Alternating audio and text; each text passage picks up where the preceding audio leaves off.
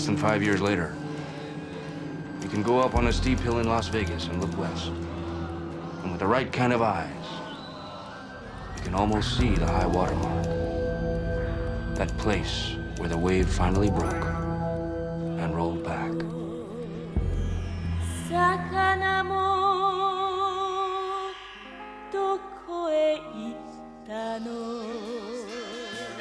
What have you done to it?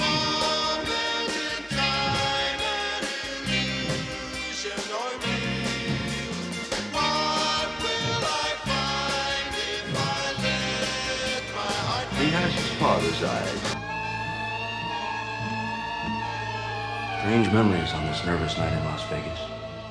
Ever since Once Upon a Time in Hollywood, I've been on a rather unconventional journey. Kenneth Anger films, screenplays by Jack Nicholson, flying off the shelf, Stranger in a Strange Land, The Doors of Perception, Carson, Kesey, the music, all these new waves, art shifting, cafe-dwelling beats turned commune-living flower children. Globally, people seem different, charged, maybe deflated. Laurel Canyon to the hate, reaching up through the East Coast with vibrations in Harlem, New York villages, over the ocean to the UK underground, Prague, Berlin, Amsterdam, spreading into Shibuya, Australia, Marrakesh. Worldwide culture erupted, reshaping communities with a capital E energy. So came leaders, lots of them, a royal flush of brutal assassinations, wars stacked on cultural revolutions and excessive acid soak, perhaps CIA web shifts in human consciousness, some peace, love, lots of death, the sign of any human decade. This cultural surge is often dubbed a series of movements, a reflection of its era, the beginning of the end. In my opinion, it mirrors the essence of the 60s radiating style stressed by a wicked darkness. Chaos and acid dreams alone opened my eyes to the vast layers of the age, peeling back the facade of peace and love to reveal a complex, often disturbing reality. The perfect image for this is Rosemary's Baby, the strange masterpiece that to me is the crest of this wave.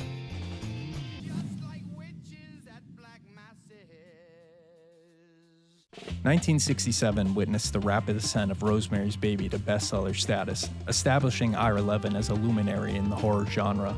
But behind this achievement, a potent force was at work, something more than a subgenre, pervasive and alive, an integral part of a broader artistic wave. The occult struck a unique chord with the era's dynamic currents, latching itself to society's collective consciousness. This phenomenon is anything but novel, as art and storytelling have long served as vessels for humanity's intrigue with the supernatural. Across recorded history, occult symbols and mysticism have imbued art, from ancient pieces and sculptures to modern literary and digital creations. Often these expressions reflect spiritual journeys, empowerment, secret societies, and the oh-so-human longing to peer into the weird. So it's no surprise to me that the mad captain of the 60s, early 70s dark psych spirit is an evil yet great artist. Polanski was no stranger to the world of occult cinema, and it seemed to be permeating every corner of the globe. From Britain and most of Europe, while also reaching the shores of Hollywood and Japan, a subgenre emerged that can be described as a blend of witchploitation, folksy pagan rituals, and sexy gothic horror. Adorned in elaborate costumes, these films often delved into vague themes of sexuality, paranoia, and mind control.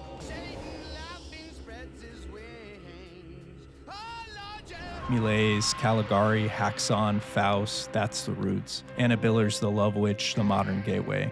Ken Russell's The Devils, Holy Mountain, The Omen, Witchhammer, Wicker Man. Eventually we get Eyes Wide Shut, Aster, The Witch, Ty West, you know.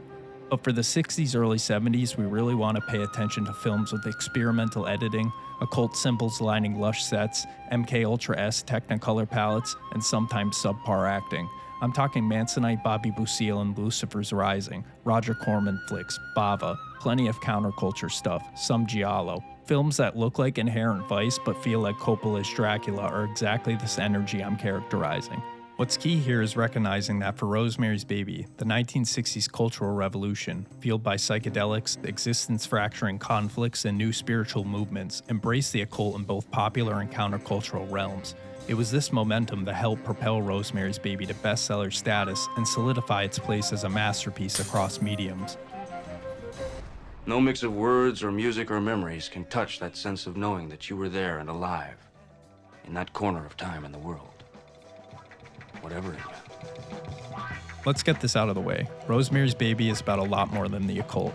It's a damn good horror story with well-analyzed themes of pregnancy, paranoia, and power dynamics. It could even be looked at as an exploration of urban living, isolation, or relational trust.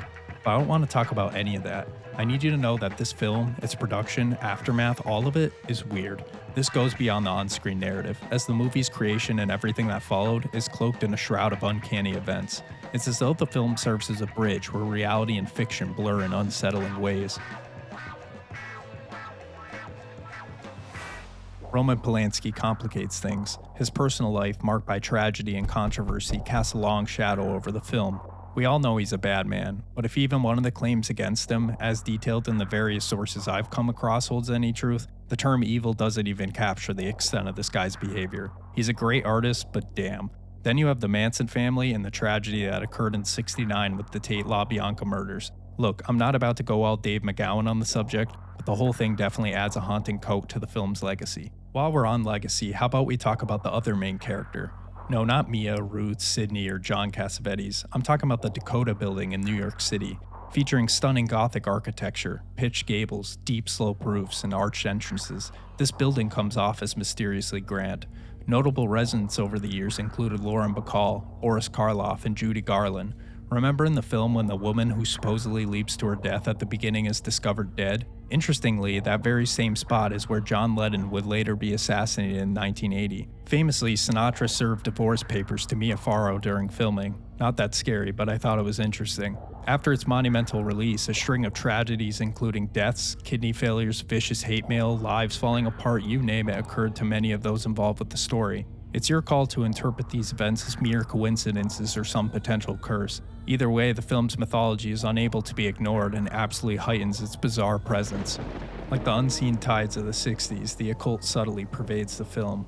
Witchcraft hides in the shadows, revealing itself as the Cassavetes next door, practitioners of rituals and dark ceremonies. As Rosemary's impregnated by Satan, these rituals take on a visceral significance within the narrative, exposing a covert cabal with sinister objectives. It makes the whole film feel uneasy. The paranoia is in their predatory organization, their pervasiveness. It's aggressive, but formed as a collective with others, a system of sorts, clutching Rosemary like a parasite, corrupting her, and manipulating her through information and substances, always with a watchful eye. It's a truly insidious force. Guy Woodhouse fits like a puzzle piece, contributing to the film's tension by becoming a willing accomplice to the Coven's grim plans. He's so awful. Hats off to Cassavetes for this one, but damn, it's hard to say anything nice about him. That Faustian pact with the Coven, his disregard for all human life but his own, illustrates the film's corrupting influence and serves as a potent symbol for blindness towards success. The film's visual style that to me is the absolute concentration of the 1960s, where the vibrant fashion, furniture, and almost everything in these frames comes together in a captivating illusion. Visually it's beautiful, inside it's like death, pervading, always knowing. Rosemary's Baby takes the best of the occult genre, decorating lavish sets and cryptic blocking and symbology. Every performance is perfectly targeted to make you feel a sense of fear and dread. Sidney Blackmer and Ruth Gordon are still definitely my favorite cinematic Satanists.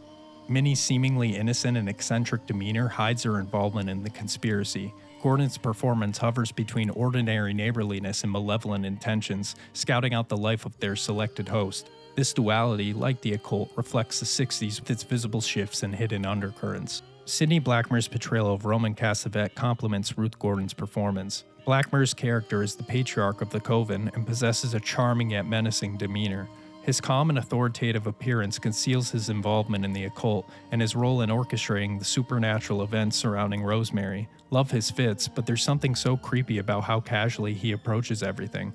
Death, corruption, communication with Rosemary. Through Rosemary, we feel everything. All senses come alive in Mia Farrow's acting. Ceremonial chanting in New York City, pregnancy, violation, whiffs of tannis root, horrific nightmare sequences, Guy's abuse, all through her character. Scenes carry with it a moral ambiguity to dance between good and evil, and it passes through Rosemary before it ever gets to us.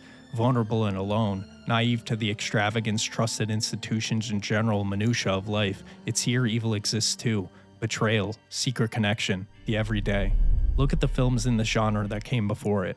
Look at what it did with horror alongside some others. It's occultish excellence. It elevated from sensationalism to art, setting a standard for the psychologically gripping narratives we see today.